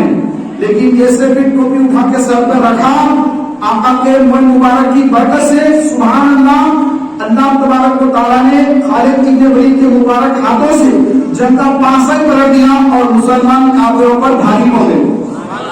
یہ سب کچھ حضور اسلام کی محبت جو دل میں ہے، آقا کی محبت اور آقا کے منہ مبارک کی محبت۔ اور آج بھی الحمدللہ عاشقان رسول کے پاس منہ مبارک کی زیارتیں ہوتی ہیں۔ میلاد النبی کے مبارک موقع پر مسلمان اپنے نبی علیہ الصلوۃ والسلام کے منہ مبارک کی زیارت کرتے ہیں اور وہاں پر آ کر روتے ہیں، وہاں پر ٹھہر کر دعا مانگتے ہیں، اور پھر منہ مبارک کو جو پانی سے غسل دیا جاتا ہے پھر وہ پانی پیتے ہیں تو اللہ تعالیٰ کو شفا عطا فرما دیتا ہے۔ کہ آقا علیہ السلام کے منہ مبارک کے غسالے میں غسل دیے گئے پانی میں بھی اللہ نے شفا رکھی ہے۔ میرے پیارے بھائیوں، ساری چیزوں کا دار و مدار کہاں پر آتا ہے؟ سرکار کی محبت، حضور اسلام کی محبت، آقا کی ذات سے محبت اور آقا کی آل سے محبت اور آقا کی سنتوں سے محبت۔ یہ وہ چیزیں ہیں جس کی برکتوں سے صحابہ نے بڑے بڑے لشکروں پر کامیابی حاصل کی، حکومتیں قائم کی۔ اور جب یہود و نصارہ نے دیکھا کہ مسلمان ہر میدان میں کامیاب ہوتے ہیں، کیوں کامیاب ہوتے ہیں؟ کیا تعداد زیادہ ہے؟ تعداد تو بہت کم ہے۔ ہتھیار اسپیشل ہے، ان سے تو ہمارے ہتھیار اچھے ہیں، پھر کیا وجہ ہے؟ یہ مسلمان جیتتے کیسے ہیں؟ انہوں نے سرچ کیا تو یہ نتیجے پر پہنچے کہ مسلمان اپنے نبی کی محبت دل میں رکھ کے لڑتا ہے، اسی لیے ہر میدان میں جیتتا ہے۔ ان کے دلوں سے ان کے نبی کی محبت کو نکال دو، اس کے بعد یہ کسی کام کے نہیں رہیں گے، کسی کام کے نہیں رہیں گے۔ تو اس کے بعد ان لوگوں نے خفیہ مدرسے قائم کیے، یہود و نصارہ نے اسلامی مدرسے قائم کی خفیہ جنگلوں کے اندر، اور وہاں پر انہوں نے اپنے بچوں کو، یہود و نصارہ کو انہوں نے اپنے بچوں کو مدرسوں میں داخل کیا اور ان کو عالم بنایا، حافظ بنایا، عالم بنایا۔ اور اس کے بعد پھر ان کو مسلمان بستیوں میں بھیج دیا، مسلمان محلوں میں بھیج دیا، مسلمان علاقوں میں بھیج دیا، اور وہ آئے اور آ کر انہوں نے ترک کی تو لوگ متاثر ہو گئے، اسلامی ویڈیو ڈال کر آ گئے، تراغیب پڑھائے۔ محلے والے بولے کہ واہ کیا اچھی امام صاحب ہیں، کیا ان کی قرت ہے۔ بولے کہ حضرت آپ ہماری مسجد کی امامت دے دیجیے۔ بولے ٹھیک ہے، مجھے مشاعرے کی بھی ضرورت نہیں ہے، یعنی مہاراجا تنخواہ بھی نہیں امام صاحب کو۔ انہوں نے کہا کہ ہم اس کی ضرورت نہیں ہے، ہم بس اللہ کے لیے کر رہے ہیں۔ انہوں نے واہ کیا مخلص بندہ ہے، اللہ کے لیے کر رہا ہے اور اتنی زبردست قرت ہے۔ بولے کہ میں عالم نہیں بھی ہوں، مسئلے مسائل بھی بتاتا ہوں، میں جو مسئلہ پوچھنا ہے پوچھ لو۔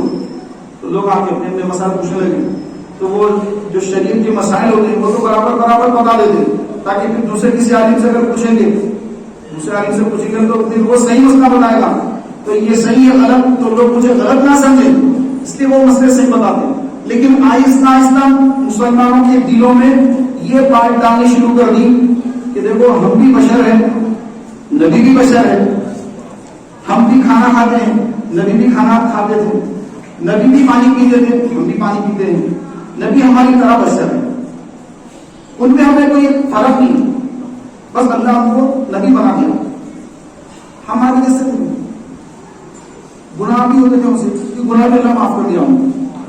لوگ بولے اچھا ایسا ہے، نبی سے گناہ بھی ہوتے تھے؟ ہاں نبی سے گناہ بھی ہوتے تھے، جبکہ 1400 سال سے مسلمانوں کا عقیدہ یہ ہے کہ نبی معصوم ہوتے ہیں، نبی سے کبھی گناہ نہیں ہوتا۔ فرشتے اور نبی ان دونوں کو معصوم کہا جاتا ہے، اور معصوم کبھی گناہ نہیں کرتے، تو یہ تو معصوم ہے، نبی معصوم ہے، امام المعصومین ہے، معصوموں کے امام ہے ہمارے آقا اسلام۔ اور یہاں پر یہودیوں کا جو بھیس بدل کر جو آیا ہوا عالم ہے، وہ عالم جو ہے آ کر مسلمانوں کے اندر، مسلمانوں کے محلے میں بیٹھ کر مسلمانوں کے اندر اپنے نبی کی محبت دلوں سے نکال رہا ہے کہ نبی جو ہے ہماری طرح ہے، مجھ سے بھی گناہ ہوتا ہے، ہماری طرح بشر ہے، نور نہیں، نبی نور نہیں، نبی بشر ہے ہماری طرح، وہ مر کر مٹی میں مل کے ختم ہو گیا، آپ کا کچھ بھی نہیں۔ اور بعض وقت تو جو ہے امت کی اچھے اگر عمل کرے، جیسے آپ 5 وقت کی نماز پڑھ رہے ہیں، تہجد پڑھ رہے ہیں، تو آپ اگر اچھی نمازیں پڑھیں گے، روزہ رکھیں گے تو نبی سے آگے بڑھ جائیں گے. ماشاء اللہ، استغفر اللہ، استغفر اللہ. پیارے بھائیوں، اس طرح کی باتیں آج کون کر رہے ہیں معلوم ہے آپ کو؟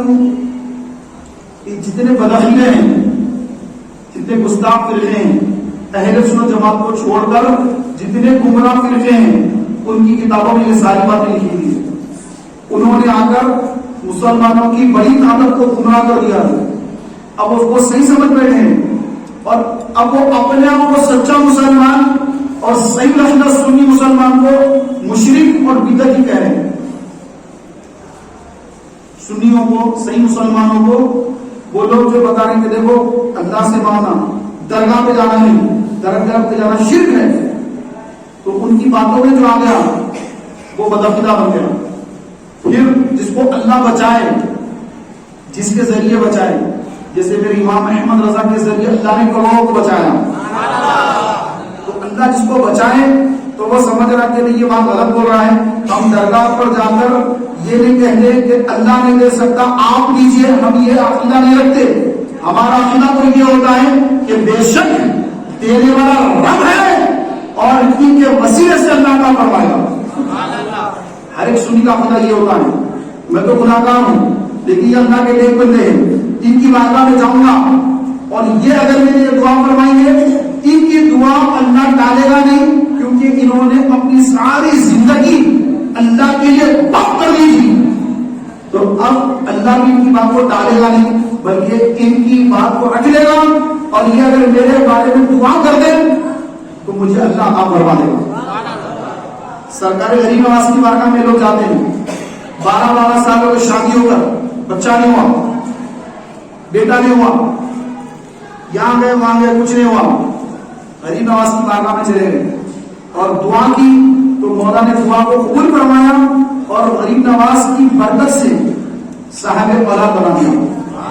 ایک بدعقیدہ جو ہے غریب نواز کے روزے پہ گیا، ارے دیکھو جا کر دیکھیں گے یہاں پر کیا شرک ہو رہا ہے، کیا بدعت ہو رہی ہے، کیا شرک ہو رہا ہے، چلو چل کر دیکھیں گے.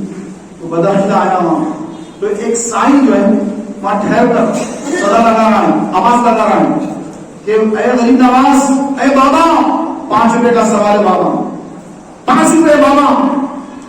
یہ بدعقیدہ جو ہے وہ سنا، کہہ رہے بابا سے 5 روپے مانگ رہا ہے، ارے توبہ کر، اللہ سے مانگ. بابا تھوڑی دیں گے، لے میں دیتا ہوں. باقی کھولیے 5 روپے نکالے ڈال دیں. تو اس نے کہا کہ واہ بابا، دلایا بھی تو کیسے بدعقیدہ سے دلایا. تو پیارے بھائیوں، دینے والا اللہ ہوتا ہے. ہم سنیوں کا عقیدہ ہے دینے والا رب ہوتا ہے، اور رب کی عطا سے اولیاء اللہ بزرگان دین جب جس بندے کے لیے دعا کر دیں، مولا تعالیٰ اس کے حق میں دعا قبول فرما کر اس کو بھی عطا فرما دیتا ہے. تو اب یہ یہود و نصارہ کے پلے میں بھیرو کیے، یہود و نصارہ کے پلے میں بھیرو کیے، یہ جو ہے مسلمانوں کے عقیدے کو بگاڑنے کے لیے کہتے ہیں کہ نبی مر کر ہندی میں مل گئے. معاذ اللہ، کتابوں میں لکھا ہے. میرے ہاتھ میں جو لکڑی ہے یہ لکڑی محمد اور علی سے بہتر ہے. یا علی کہنا ایک غلط شرک ہے، یا رسول اللہ کہنا شرک ہے، کیونکہ علی انتخاب کر کے مر گئے معاذ اللہ، اور نبی محمد صلی اللہ علیہ وسلم مر کر مٹی میں مل گئے معاذ اللہ. ان سے تو کچھ نہیں ہو سکتا. ارے میرے ہاتھ میں جو چھڑی ہے اس سے میں 7 کو تو مار سکتا ہوں، لیکن محمد تو مر گئے معاذ اللہ. یہ وہابیوں کا عقیدہ، یہود و نصارہ کے پلے ہوئے بھیرو کیے، جنہوں نے مسلمانوں کے اندر فرقے پیدا کر دیے اور مسلمانوں میں تفریقیں پیدا کر دیے.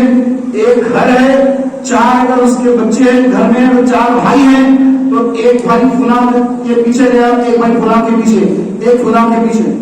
ایک جو عقیدے پہ مضبوط ہے سنیت کے اوپر، بولے کہ نہیں میں تو غوث اعظم کا مرید ہوں، میں تو غریب نواز کا چاہنے والا ہوں، میں تو امام احمد رضا کا چاہنے والا ہوں.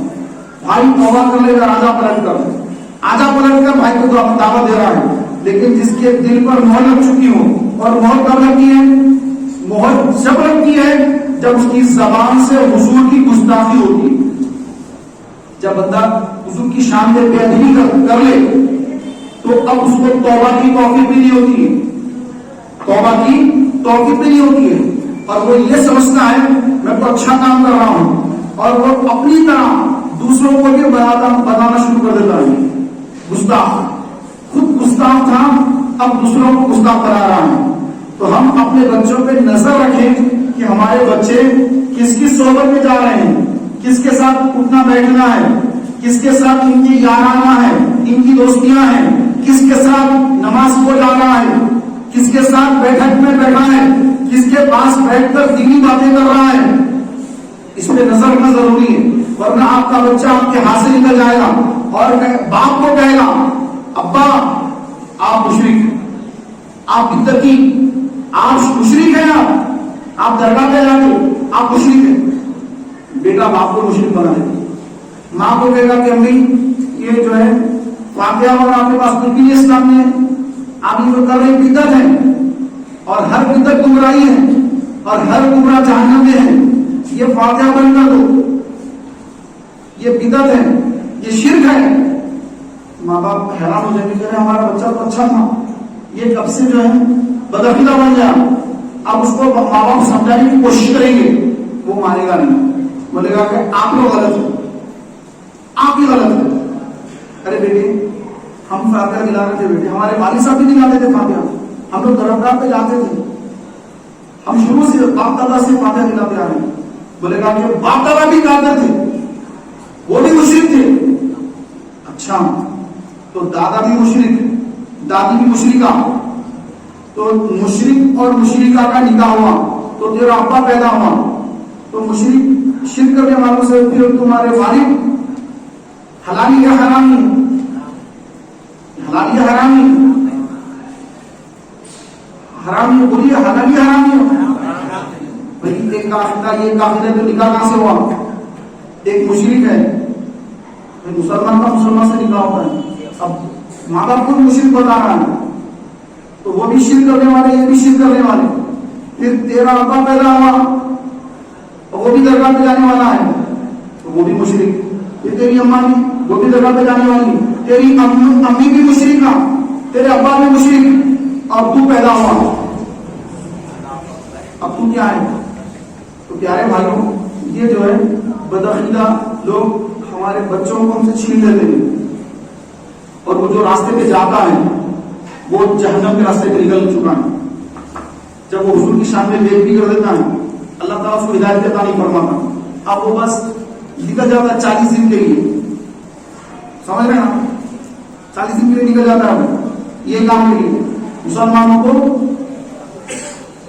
کے محلے میں جانا, صحیح رکھنا, سنی مسلمانوں کو گستاخ رسول بنانا, کس کے نام پر؟ نماز کے نام پر, مسواک کے نام پر, ذکر کے نام پر, قرآن کی تلاوت کے نام پر, کلمے کے نام پر.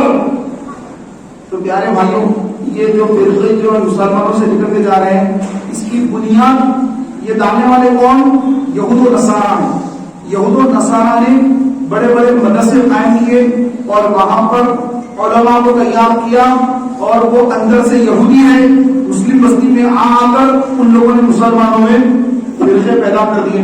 اور یہ سب سے بڑا جو فتنہ اٹھا نجد سے, نجد جو عرب شریف میں مقام نجد جس کو آج ریاض کہتے ہیں, القصیم کہتے ہیں, بعض لوگ قصیم بھی کہتے ہیں اس کو, القصیم. تو یہ ان کا ہیڈ کوارٹر ہے بدعقیدوں کا, اور ابن عبد الوہاب نجدی وہی کی پیداوار ہے. عبد الوہاب نجدی وہابی, عبد الوہاب نجدی کی نسبت سے وہابی کہا جاتا ہے, اور وہ وہیں کا پیدا ہونے والا ہے, وہیں پر پیدا ہوا ہے. تو میرے پیارے محترم بھائیوں, آقا علیہ السلام نے پہلے ہی فرمایا تھا نجد زلزلوں کا اور فتنوں کا مقام ہے, شیطان کی سنگ وہیں سے نکلے گی اور فتنہ وہیں سے پھیلے گا. تو آج آپ دیکھیں پوری دنیا میں جو پھیلا ہوا فتنہ ہے یہ وہیں سے نکلا فتنہ ہے. سعودی عرب کا فرما روا وہ یہ کہہ رہا ہے کہ ہم انگریزوں کے بولنے پر ہم نے فتنہ وہابیت کو عروج دیا, پیسوں سے مدد کی, ہم نے اس کی مدد کی. کا بیان سنیے آپ، اس کا بیان سنیے آپ. وہ خود اقرار کر رہا ہے کہ ہم نے وہابی عقیدے کی تبلیغ اور ترویج انگریزوں کے کہنے پر کی. یہ آج کا سعودی عرب کا فتویٰ والی کہہ رہا ہے. تو میرے پیارے بھائیوں، اب یہ جو بن گئے نا بدعقیدے، اب ان کو سمجھ نہیں آتی کچھ بھی. وہ یہ سمجھتے کہ نہیں بھائی یہ لوگ غلط ہے. وہ تو سنیوں کو مشرک اور بدعتی کہتے ہیں اور اپنے آپ کو اچھے مسلمان سمجھتے ہیں، جبکہ حضور کی گستاخی کر کے، اہل بیت کی صحابہ کی گستاخی کر کے وہ لوگ کافر ہو چکے. جو گستاخی کرا وہ کافر ہو گیا، اور جو گستاخی پر راضی ہوا وہ بھی کافر ہو گیا. ایک صاحب مسئلہ پوچھنے آئے، کیا مولوی صاحب کیا جتنے یہ بدعقیدے ہیں سب کافر ہیں؟ تو بتایا گیا کہ نہیں، سب کافر نہیں. جو بھی 40 دن چلے گیا کیا وہ کافر ہو گیا؟ نہیں ہوا کافر. ہر ایک کو کافر نہیں ہو سکتے. کافر جب کہیں گے کہ جب وہ گستاخی کرے گا.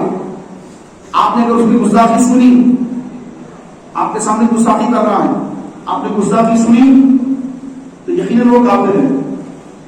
وہ گستاخی تو کرا نہیں، لیکن اگر اس کو بتایا جا رہا ہے کہ دیکھو تم جن کو فالو کر رہے ہو، جن کی کتابیں تم پڑھ رہے ہو، انہوں نے اپنی کتابوں میں یہ لکھا ہے، دیکھو یہ کتاب کس کا نام ہے یہاں پر، کس کی کتاب ہے یہ، کس کا نام ہے یہاں پر، دیکھو اس کے پیج نمبر یہ، صفحہ نمبر یہ کیا عبارت لکھی ہے یہاں پر حضور کی شان میں، دیکھ بھی لکھی ہے نہیں لکھی. بول رہا کہ یہ تو گستاخی ہے.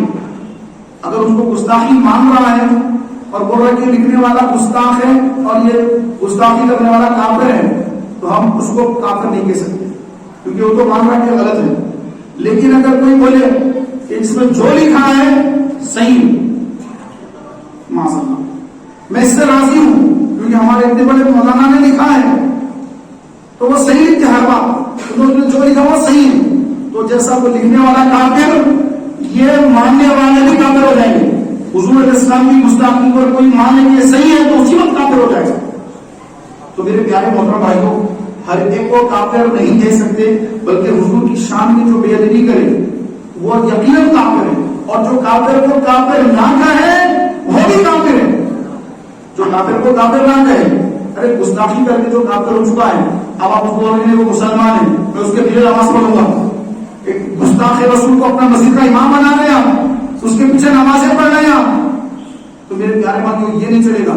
اپنے عقیدے کو مضبوط کرنا ہے تو اعلیٰ حضرت امام احمد اللہ فاضل بریلوی رحمۃ اللہ تعالی علیہ، آپ نے جن کو گستاخی کی وجہ سے کفر کے فتوے دے کر مسلمانوں کے سامنے ان کو ظاہر کیا کہ ان سے بچو، ان کی صحبت میں نہ جاؤ، ان کی کتابیں نہ پڑھو، ان کو فالو نہ کرو، بلکہ یہ گستاخ کافر ہو چکے ہیں، ان سے بچو. تو پیارے بھائیوں، اعلیٰ حضرت کے فتوے کی روشنی میں ہم بھی ان کو کافر کہیں گے، ان سے دوری اختیار کریں گے تو ایمان بچے گا. ورنہ بولیں گے یار یہ مولویوں کے جھگڑے ہیں، مولوی صحیح ہے نہیں صحیح، استغفر اللہ استغفر اللہ. یہ کسی کوئی مولوی کے جھگڑے نہیں، یہ پیارے بھائیوں ایک گستاخ رسول نے جب گستاخی کی تو علماء حق نے اس کا رد کیا. کوئی جھگڑے نہیں آپس میں، کسی جائیداد کے جھگڑے نہیں ہیں، زمینوں کے جھگڑے نہیں ہیں. حضور کی شان میں بے ادبی ہو رہی ہے اور اگر کوئی سن کے خاموش بیٹھے تو اس کا مر جانا اچھا ہے. امام احمد بن حنبل رحمۃ اللہ علیہ، آپ سے کسی نے پوچھا کہ اگر حضور کی گستاخی ہو تو مسلمان کیا کریں؟ تو فرمایا کہ جو گستاخی کرے اس کو قتل کر دو، قتل کر دو. لوگوں نے پوچھا حضور اگر اس کو قتل نہ کر سکے تو امت کو مر جانا چاہیے، امت کو مر جانا چاہیے. کہ گستاخ رسول پھر رہا ہے، گستاخ رسول حضور کی بارگاہ میں بے ادبی کر کے زمین پر پھر رہا ہے تو امت کو چاہیے کہ مر جائے. پیارے بھائیوں، سرکار علیہ الصلوۃ والسلام کی محبت، حضور علیہ الصلوۃ والسلام سے جو مسلمان کو محبت رکھنے کا حکم دیا گیا ہے وہ بہت زیادہ محبت کا حکم دیا گیا ہے. اتنی زیادہ محبت اگر تمہارے ماں باپ کی کوئی بے ادبی کرے تم اس کو قتل نہیں کر سکتے. تمہاری اگر کوئی بے ادبی کر کے گالی دے تم اس کو قتل نہیں کر سکتے. تمہارے بچے کی کوئی گالی دے تو اس کو قتل نہیں کر سکتے. لیکن اگر حضور اسلام کی بارگاہ میں کوئی گستاخی کرے، شان میں بے ادبی کرے، تو پیارے محترم بھائیوں اب ہم اس کو چھوڑ نہیں سکتے، اس کا قتل واجب ہے۔ غیر منقسم ہندوستان 47 سے پہلے کا، جس میں ہندو پاک ملے ہوئے تھے، اس دور میں ایک شخص نے حضور کی شان میں گستاخی کی، تو پیارے بھائیوں ایک عاشق رسول علم الدین شہید رحمت اللہ تعالی علیہ، کیا نام تھا آپ کا؟ علم الدین، علیم نہیں، علم الدین، وہ جو غریب آدمی تھے، رکشا ٹانگا وغیرہ کو چلا رہے تھے، ان کو معلوم ہوا کہ ارے فلاں نے حضور کی شان میں گستاخی کی ہے، تو ایڈریس معلوم کیا، فلاں جگہ پہ رہتا ہے، حضور کا گستاخ ہے، سرکار کی شان میں بے ادبی کیا ہے۔ تو پیارے بھائیوں وہ اپنا ہتھیار لے کر کے وہاں پر پہنچ گیا، اور پہنچ کر اسے پوچھا کہ تم نے میرے حضور کی شان میں گستاخی کی ہے، غلط آدمی کو نہ مار دے، اس سے اقرار کرایا، تو کہا کہ ہاں میں نے کہا ہے ایسا۔ اچھا تم نے کہا ہے ایسا، ٹھیک ہے۔ اسی وقت اس کو وصل جہنم کر دیا، قتل کر دیا، اور سیدھے اپنے آپ کو آگے سرنڈر کر دیا کہ ہاں میں نے فلاں کو مارا ہے، فلاں کو میں نے مارا ہے، آ کر اپنے آپ کو سرنڈر کر دیا پولیس کے سامنے۔ اب وکلا آ گئے، وکیل آ گئے، بولے کہ اے علم الدین آپ اتنا بول دو یہ قتل میں نے نہیں کیا، بس ہم آپ کو بچا لیں گے۔ تو انہوں نے مسکرایا جیل میں، بولے کہ وکیل صاحب زندگی میں کوئی نیکی نہیں کی، زندگی گزر گئی، کوئی نیکی نہیں کی، ایک نیکی تو کی کہ ایک گستاخ کو وصل جہنم کیا ہے، ایک نیکی تو کی ہے، بس امید ہے اس نیکی کی برکت سے داخل جنت ہو جاؤں گا۔ میں کبھی نہیں کہوں گا کہ میں نے قتل نہیں کیا، میں ضرور کہوں گا کہ میں نے گستاخ کو قتل کیا ہے، گستاخ رسول کو مارا ہے، گستاخ رسول کو مارا ہے۔ میں اب جو سزا دو گے میں سزا کے لیے تیار ہوں، پھانسی کے تختے پر لٹکنے کو تیار ہوں، میں پھانسی کے تختے پر لٹکنے کو تیار ہوں، میں نے قتل کیا ہے اس کا۔ یہ جو ہے پیارے اور محترم اسلامی بھائیوں علم الدین شہید رحمت اللہ تعالی علیہ آپ نے جو یہ فرمایا، تو روزانہ وکیل آتے تھے، بولتے ہم فری میں لڑیں گے آپ کا کیس، فری میں لڑیں گے، پیسے نہیں چاہیے۔ تو کہا کہ نہیں۔ پیارے بھائیوں جب ان کے پھانسی کا دن آیا کہ فلاں دن کو پھانسی دی جائے گی، رات کا وقت ہے، تو وہاں پر جو جیلر ہوتے ہیں جیلر، تو وہ جیلر ٹہل رہا تھا، سامنے ٹہل رہا ہے، اور اندر جو ہے علم الدین شہید رحمت اللہ تعالی علیہ اندر اللہ کے ذکر میں مشغول ہیں، اور جو جیل ہے جیل کا چھت ڈھٹا ہوا ہے، اور آسمان سے لے کر زمین تک جیل کے اس قید خانے کا جو کمرہ ہے وہاں تک نور ہی نور ہے۔ وہ منظر دیکھ کر جیلر جو اس کی حفاظت پہ معمور تھا کہ ان پہ یہ بھاگ نہ جائے، لیکن وہ کیا بھاگتے، وہ تو جو ہے شہید ہونے کو تیار تھے، تو اس نے دیکھا کہ پورے کمرے میں روشنی روشنی، وہ روشنی میں نظر آیا کہ ایسے پھل رکھے ہوئے ہیں جو اس موسم میں آتے ہی نہیں، ایسے پھل وہاں پہ رکھے ہوئے ہیں۔ تو وہ جیلر نے دیکھا کہ ارے یہ کیا معاملہ ہے کہ یہ موسم کا یہ تو پھل یہ سیزن میں آتا نہیں، اس کا تو الگ سیزن ہے، جیسے ہر ایک پھل کا الگ الگ سیزن ہوتا ہے، اب تو ہر پھل ہر وقت آ رہا ہے، وہ پہلے کا تو چلا گیا، اب تو الگ الگ چل رہا مسئلہ۔ تو پیارے بھائیوں وہ حیران ہوا کہ یہ پھل یہ موسم میں کہاں سے آ گیا، تو اس نے فوراً دروازہ کھولا، اندر جا کر ملا، وہ نماز میں تھے، سجدے میں تھے، سجدے سے اٹھایا تو اسے مل کر کہا کہ اے علم الدین کیا بات ہے آپ کی، اتنا نور آپ کے کمرے میں ہے، اور یہ پھل یہ کہاں سے آ گئے، کس نے لا کے آپ کو یہ پھل؟ تو آپ مسکرائے، مسکرا کر کہا کہ یہ پھل نہ مجھے کسی نے لا کر دیا نہ میں نے مانگا ہے، بس روزانہ رات کے وقت یہ پھل خود بخود آ جاتے میرے پاس، اور آج کی جو رات ہے یہ میری آخری رات ہے، میری آخری رات ہے، اور میں نے خواب میں میرے آقا علیہ السلام کی زیارت کی ہے، اور میرے آقا علیہ السلام میرا انتظار فرما رہے ہیں. تو پیارے بھائیوں، اللہ کے رسول صلی اللہ علیہ وآلہ وسلم کی ناموس کے لیے، ناموس رسالت کے لیے جو بندہ شہید ہوتا ہے، اللہ کے رسول صلی اللہ علیہ وآلہ وسلم اس کا استقبال فرماتے ہیں، چاہے وہ بڑے سے بڑا گناہگار کیوں نہ ہو، جتنے گناہ کر لیے، لیکن ایک نیکی ایسی نیکی ہے کہ حضور علیہ السلام کے گستاخ کو کہ پورے کردار تک پہنچانا، یہ ساری نیکیوں کے بھاری نیکی ہے. نماز روزے سب نیکیاں کی طرف سب سے اوپر یہ نیکی ہے، یہ نیکی. تو میرے پیارے بھائیوں، ہم سرکار کی محبت میں جئیں، سرکار کی محبت میں مریں. ہم کیا کسی کا قتل کریں گے؟ ہم تو جو ہے چہرے پہ داڑھی بنانے کو تیار نہیں ہوتے. ہم عاشق رسول اپنے آپ کو بولتے ہیں، میں عاشق رسول ہوں، میں تو بڑا عاشق رسول ہوں. ارے عاشق رسول ہے، چہرے پہ داڑھی نہیں، تیرا لباس عاشق رسول جیسا لباس میں نظر نہیں آ رہا ہے، تو سوٹ بوٹ پہن کر پھر رہا ہے. شادی ہوتی ہے، سوٹ بوٹ پہن لیتے لوگ، ارے آپ تو میری شادی کا دن ہے، ولیمے کا دن ہے، یہ سوٹ بوٹ پہن گیا، ٹوپی بھی نہیں ہے. روزانہ تو مسجد میں جناب کرتا پاجامہ پہن کر آتے ہیں، اور ولیمہ ہے، سوٹ بوٹ پہن لیا، ٹوپی بھی اتار دیا، ننگے سر کھڑا ہوا ہے، لوگوں سے گلے مل رہا ہے. ایسا کیا ہو گیا؟ ایسا کیا ہوتا ہے؟ ارے ولیمہ تو سنت ہے، سنت کے بھی تو سنت کو چھوڑ دیا. کیا اچھا ہوگا کہ جب دولہا بنا، تیرا ولیمہ ہے اور تو آقا کی سنت کے مطابق سفید لباس پہن لے، یا پھر سر پر امامے کا تاج سجا لے کہ آج جو ہے حضور کی پسند کا لباس تو پہن لے.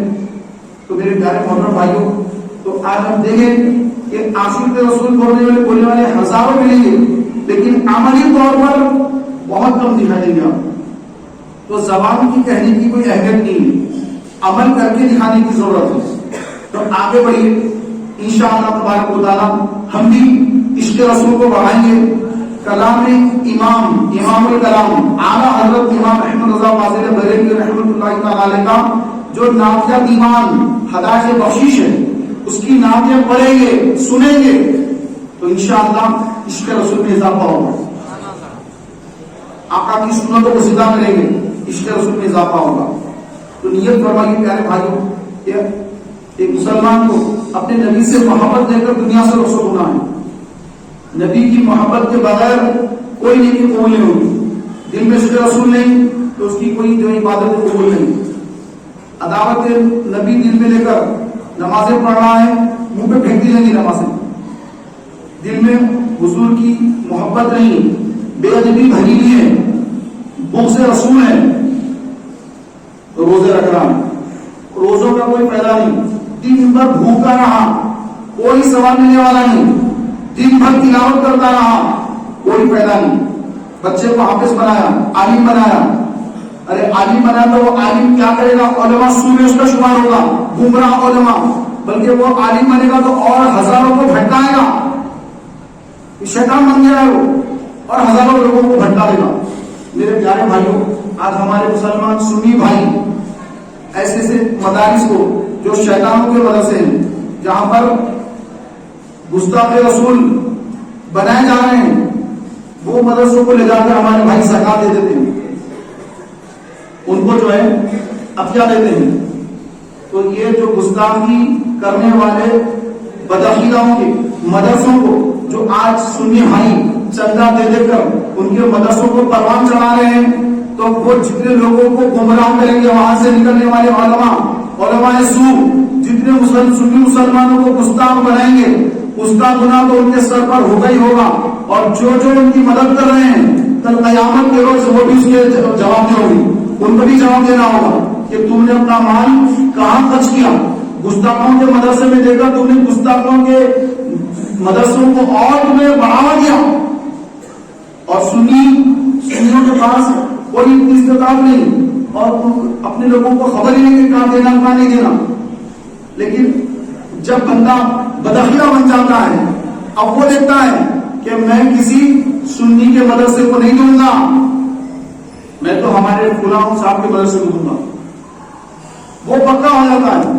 اور ہمارے بھائی ہزاروں تقریریں سنتے ہیں، ہزاروں باتیں سنتے ہیں، اس کے بعد اگر کوئی آ جائے سنی مسجد میں اور اعلان کر دے بدعقیدہ ہے، اعلان کر رہا ہے آ کر، ہمارے لوگ خاموش بیٹھے رہتے ہیں، ارے وہ میں تو لے جا رہا کر لے رہا کر لے لو جانے دو۔ ارے آپ کی مسجد میں آ کر سنیوں سے وہ پیسے لے کر چندہ جمع کر کے جا کے گستاخوں کے مدرسے میں جمع کرا رہا ہے اور گستاخی کرنے والوں کی تعداد میں اضافہ کر رہا ہے، آپ خاموش کیسے بیٹھے ہوئے؟ تو شعور کی ضرورت ہے میرے پیارے بھائی، سنیوں کے اندر شعور پیدا ہونے کی ضرورت ہے کہ ہم سنی ہیں۔ اور یہ شعور کہاں سے آتا ہے؟ یہ شعور آتا ہے امام احمد رضا کی غلامی کا پٹا گلے میں ڈالنے کی وجہ سے۔ جب تک امام احمد رضا کی غلامی کا پٹا گلے میں ڈالیں گے نہیں، یہ شعور پیدا نہیں ہوگا۔ حافظ بن جائیں گے، عالم بن جائیں گے، یہ جو شعور پیدا ہوتا ہے نا، یہ رضا رضا کرنے سے پیدا ہوتا ہے، ایسے پیدا نہیں ہو جاتا ہے۔ بدعقیدہ کیا ہے، خوش عقیدہ کیا ہے، اور یہ کام میں کیا فرق ہے، اس کی تمیز ہر ایک کو نہیں ہوتی۔ ایک کپڑے بیچنے والا سیلمین ہوتا ہے، اس کو معلوم کپڑا کون سا کیسا ہے، ہر ایک آدمی کو نہیں معلوم۔ کپڑے والے کو معلوم ہے کپڑا اس میں کیا کاریگری ہے، اس میں کیا ہے، یہ کتنا مہنگا، یہ کتنا سستا ہے، ہر ایک کو معلوم ہوتا ہے؟ نہیں معلوم ہوتا ہے۔ لوگ تو خالی یہ بہت چمکا دکھ رہا، ارے وہ ایک ہی وقت خراب ہو جائے گا، نہیں معلوم ہے تو یہ لے لیں، یہ اچھا ہے لے لیں، اس کو معلوم ہے۔ تو پیارے بھائیوں، عقیدے پرکھنا ہو، یہ صلاحیت اگر پیدا کرنا ہو تو امام احمد رضا کے در پہ آنا ہوگا۔ امام احمد رضا کے در پر آئیں گے تو یہ ساری نعمت انشاءاللہ عطا ہوگی، اور بغض رضا رکھیں گے تو پھر پیارے بھائیوں بس وہ ایسے ہی زندگیاں ختم ہو جائیں گی۔ ایسا نہ کریں، بلکہ اعلیٰ حضرت امام احمد رضا فاضل بریلوی رحمۃ اللہ تعالی علیہ، آپ کا جو ترجمہ قرآن کنز الایمان ہے، وہ کنز الایمان ہر مسلمان اپنے گھر میں رکھے۔ اعلیٰ حضرت کا جو فتاوی ہیں، فتاوی رضویہ، عقائد نبویہ، فتاوی رضویہ، اعلیٰ حضرت کی جو کتابیں ہیں اپنے گھروں میں رکھے۔ اعلیٰ حضرت کی نعتوں کا دیوان، ہدایت بخشش اپنے گھروں میں رکھے، اپنے بچوں کو سکھائیں، ان کو بتائیں کہ اعلیٰ حضرت کون تھے، اعلیٰ حضرت کی تعلیمات کیا تھی۔ تو جب وہ پڑھے گا تو میرے پیارے بھائیوں، اعلیٰ حضرت کا عشق اگر اس کے اندر آنا شروع ہو گیا تو پھر وہ اس دور کا بہترین عاشق رسول ثابت ہوگا انشاءاللہ۔ تو اس کی ضرورت ہے، آج اس کی ضرورت ہے، ورنہ کوئی ادھر جا رہا ہے، کوئی ادھر جا رہا ہے، کوئی رافضیوں کے جا کے کوٹ میں بیٹھ رہا ہے، کوئی جا کے وہابی کے کوٹ میں بیٹھتا ہے۔ ہم کو کسی کے پاس جانے کی ضرورت نہیں، ہم امام احمد رضا کا جھنڈا لے کے چلنے والے ہیں، ہم امام احمد رضا کا جھنڈا لے کے چلنے والے، ہمیں کسی کے پاس جانے کی ضرورت نہیں ہے۔ میرے پیارے بھائیوں، اعلیٰ حضرت فاضل بریلوی رضی اللہ تعالیٰ عنہ نے جو ذہن دیا ہے، جو مزاج دیا ہے، اس کو سمجھنا ہے اور اپنے اندر عشق رسول پیدا کرنا ہے، سرکار کی محبت پیدا کرنا ہے، آل رسول کی محبت پیدا کرنا ہے، اصحاب رسول کی محبت پیدا کرنا ہے۔